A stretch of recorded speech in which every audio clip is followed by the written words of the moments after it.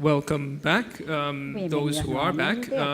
So right now, I'm going to try to talk about osteotomies.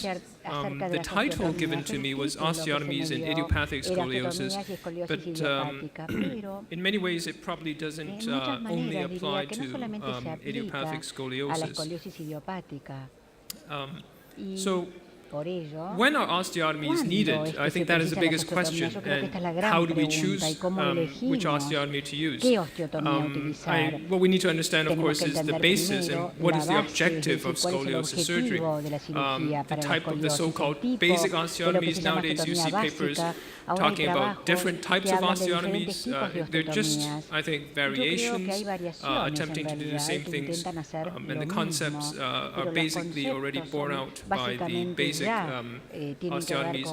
I'll maybe show one or two cases that we have been doing. The good thing about in Hong Kong, we have a screening program, so we really don't have that many massive deformities that really require this type of osteotomy. However, as Mo was saying, we have another hospital across the border, and so we're seeing more of these high risk or massive deformities. And just I realized, speaking with some of the surgeons here, that there is no screening program here in Argentina that I'm aware of. So it may be good just to bring that word out. And since we have so many spine surgeons here, if you can put your minds together and start that get that going, it would be very beneficial to many of the children of Argentina. So what is the objective of idiopathic scoliosis surgery? I think everybody knows that. We try to stop the progression. And if you look back at this photo here, I remember seeing one of these patients when I just started out, and I thought, wow, this doesn't really look very good compared to what we were doing. And yet the patient was actually quite happy. The curve, it wasn't any better, but at least it wasn't progressing. And she was, I think, a 60-odd-year-old lady. She actually had a very poor sagittal alignment. She was leaning forward. If you look at her sagittal profile nowadays, you would say she has a terrible global alignment, and yet she doesn't have PJK, she doesn't have back pain. So it is amazing, and it brings out a lot of issues, of course. So we want to fuse the minimal number of segments, and if you look at some of the publications from our department, we use the fulcrum bend to determine which lowest instrumented level is. We also and sometimes, of course, when we're doing the lumbar spine, thoracolumbar, you can do anterior to preserve motion segment. And ultimately, of course, you want a balanced and stable spine, which is what Harrington achieved without doing any correction. So when are these osteotomies necessary? I think it's because nowadays we have the instrument to do these high-risk surgeries with pedicle screws, etc. We want to improve the flexibility. That's basically what it's doing. But the objective, of course, hopefully by improving the alignment, we prevent future problems due to alignment. And also because if we increase the flexibility, we may not have to fuse as many segments to achieve a stable and balanced spine. The types of osteotomies, I'm sure everybody is well aware of. I'll just quickly go through these. This is approximately the amount of correction you can get as a result of the bony resection. I think many people will question these numbers if you do it yourself. Why am I not getting these numbers when, for example, the WEG or Lanky, when they stand up and say, I can easily get 30 degrees, why are we not getting it? I think that really boils down to, which is with any surgery, you probably have to see how they do it, maybe get an expert to lead your hand, to make sure you don't get into any problem. VCR is one of the latest, which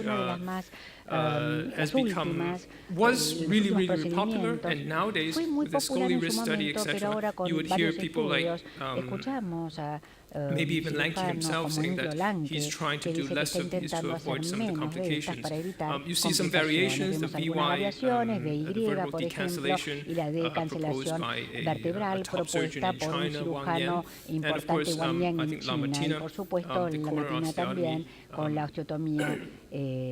So with the Ponte, it's just, you're taking out, there's just, the little bit of the back. So as you can imagine, it really depends on how much flexibility or disk space you have in order to allow you that amount of correction.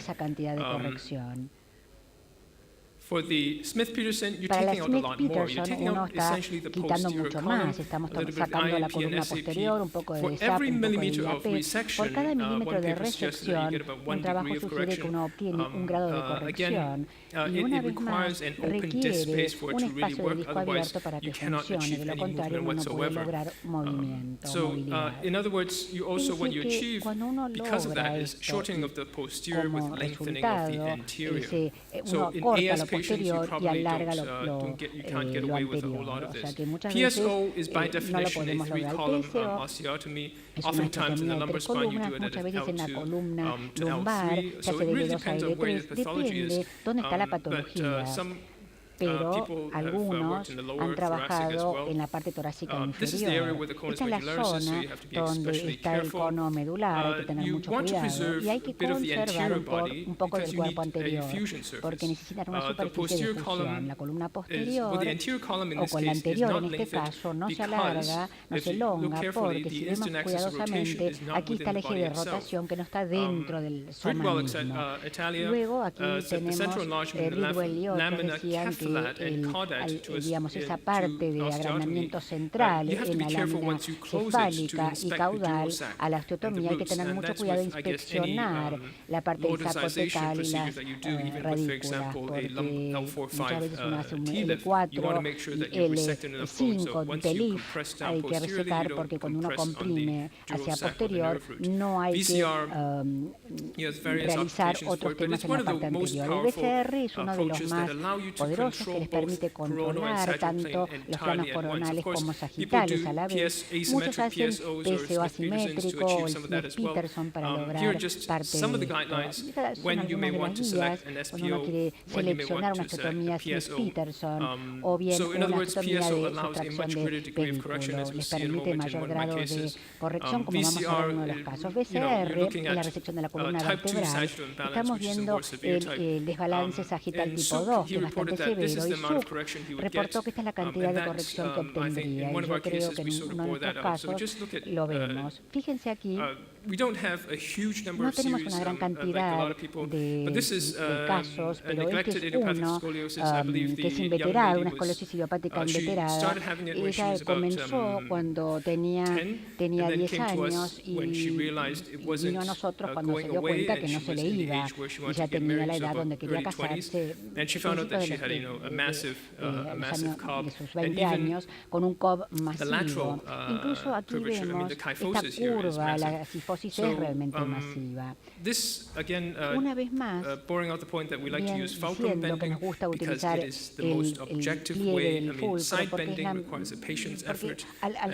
digamos, el lateral requiere más del paciente y depende de cuánto empujan, pero por otro lado, creo que una de las cosas que no tenemos en un paciente muy grande, como pueden tener en Argentina o en Estados Unidos, donde no funciona con gente obesa, ¿no es cierto? Justamente por el posicionamiento. Nos gusta utilizarlo y nos da una muy buena idea de cuánta flexibilidad sin la osteotomía, cuánto logramos del paciente mismo. Estas son las cifras de Sushi, bueno, no es del todo malo, pero como parte de los estudios, por estos casos de alto riesgo, observamos que algunos de estos películos están bastante ciegos, no los vemos, hacemos las mediciones para tener una longitud en cuanto al tornillo, ¿no es cierto?, para ingresarlo. Y cuanto más preparados están, menos tienen que preocuparse de la cirugía. Tenemos este gráfico para que sea fácil referirnos a él. La resonancia, claro, a pesar de un examen físico normal, los antecedentes se ven en estas osteotomías de alto riesgo. Y como vamos a ver también en otros casos, la historia, los antecedentes detallados, un examen físico detallado, y nos hace identificar situaciones antes incluso de la resonancia. Y otros estudios, especialmente por esta deformidad tan masiva, y aún en los casos idiopáticos o casos juveniles, hay que hacer una prueba de función pulmonar para ver cuánto puede respirar, su ecocardiograma, si hay un tema congénito, y también hablar sobre la función cardíaca, por supuesto. Los puntos para discutir en realidad dependen mucho de cuán cómodos se sienten con las cirugías. Algunos en China, Chu Yang, por ejemplo, uno de ellos, de SRS muy activo como tal. Él dice que no le gusta hacer tracción porque lleva mucho tiempo y en sus manos él puede lograr una corrección masiva de entrada. Lo mismo con Wang Yang de Beijing, que hace muchas de estas cirugías. Y por supuesto hay muchos otros que propugnan hacer una liberación anterior. Y claro, un procedimiento estadificado, porque esto puede llevar mucho tiempo. Para el beneficio del paciente y del cirujano, tal vez no haya que hacerlo en un solo tiempo para asegurarse realmente que las circunstancias óptimas estén presentes para el paciente y el cirujano. Y si sí deciden hacerlo escalonadamente o esperan más tiempo, o bien se hace en días consecutivos, porque si uno espera, tienen un estado más catabólico y ahí hay que esperar 2 semanas antes de salir de esa condición. Este es el resultado de esta paciente. Y lo que hacemos aquí es una ortesis, porque, bueno, PCR es notorio justamente por la pseudoartrosis y esta paciente, esta mujer en este caso, no es un caso idiopático, tiene polio, así que tiene una pelvis balanceada, así es como camina y camina sin protección y seguramente como es así no se va a consolidar bien. Vemos que después del BCR colocamos aquí una caja con malla, con injertos autógenos. Bueno, y la deformidad era con una cifosis de más de 100 grados y otra coronal de más de 100 también. Otro caso que presento ahora, esto es un adolescente con una cifosis masiva.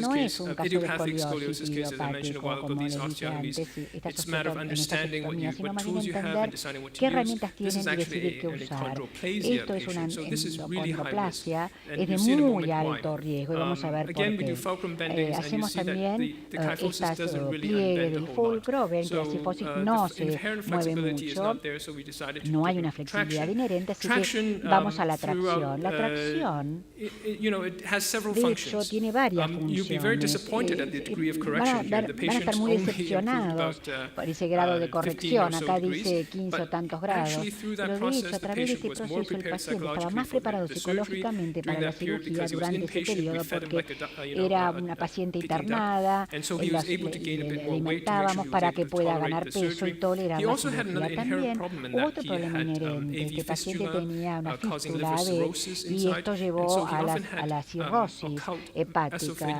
y también tenía otros temas de sangrado esofágico. Durante ese periodo, cuando estaba internado, lo monitoreamos y la hemoglobina estaba estable a 6, o sea que es masivo, pero por debajo de lo normal. Y estar estable a 6 o 7, pudimos entonces hacer la cirugía. Ahora, si él hubiera continuado con un sangrado activo, la cirugía hubiera sido más riesgosa. En este caso, no es tanto lograr la tracción para corregir la deformidad, sino lograr varias cosas a la vez. Una de las cosas es que mejora su función pulmonar. Hicimos la prueba de la función pulmonar y no mejoró tanto, seguramente porque la deformidad no era primordialmente la zona torácica. Además hay estenosis de la columna. Es muy lindo como su formato de corazón. Para el día de San Valentín está muy lindo, pero acá también tenía síntomas de claudicación espinal. No podía caminar más de 15 minutos antes de que claudique el L5, así que tuvimos que descomprimir. Entonces pido antecedentes muy detallados para corroborar con las imágenes. En este caso, hay muchos cirujanos, seguramente ustedes hacen más cirugías heroicas que nosotros. Aquí tenemos la estabilización con esas barras temporarias y pudimos llegar a ese número que reportó de 120 a 50 en cuanto a la corrección. Pero al hacer más y más osteotomías uno se da cuenta que la carpintería y cómo son las superficies óseas y cómo es el contacto entre sí y asegurarse de que haya todavía hueso. Los más jóvenes el hueso está tan blando que uno lo quita, entonces siguen quitándolo y después se dan cuenta que tal vez sacaron demasiado. Aquí vemos cómo se ven finalmente los resultados. Ustedes pueden decir, pero no, esto me decepciona un poquito, porque miren, tiene cifosis todavía, pero lo que estamos equilibrando es un deterioro de la curvatura, como también esa tendencia al sangrado.